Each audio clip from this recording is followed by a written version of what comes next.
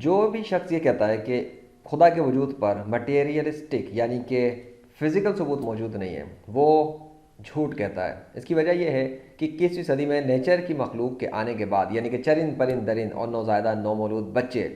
ان مخلوق کے ذریعے صرف اللہ نے 21ویں صدی میں اپنے نام کو بلوا کر دکھایا، اور اللہ کے سوا کوئی اور خدا اس کائنات میں ایسا کر کے نہ دکھا سکا۔ اس لیے نیچر کی مخلوق کی گواہی کے مطابق، نیچر کی مخلوق کی زبان کے مطابق اور نیچر کی مخلوق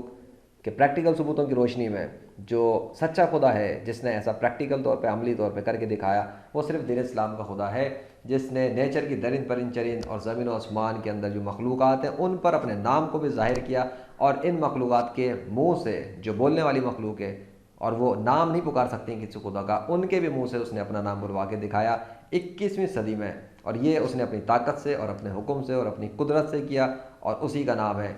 اللہ واحد القہار۔ تو اس لیے اگر کوئی اب یہ کہتا ہے کہ 21ویں صدی میں کوئی ثبوت نہیں خدا کے وجود پر، تو وہ شخص 100% جھوٹا ہے۔ کوئی بھی غیر مسلم اب اللہ کے وجود کو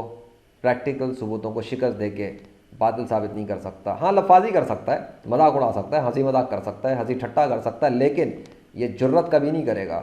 کہ کسی عدالت کے اندر ان پریکٹیکل ثبوتوں کو جو مسلم مین لے کر آیا ہے اللہ کے فضل سے، ان کو چیلنج کر سکے، اور چیلنج کر کے ڈیفیٹ کر دے، ان کو غلط ثابت کر دے، اور ان کو ہمیشہ کے لیے جھوٹا ثابت کر کے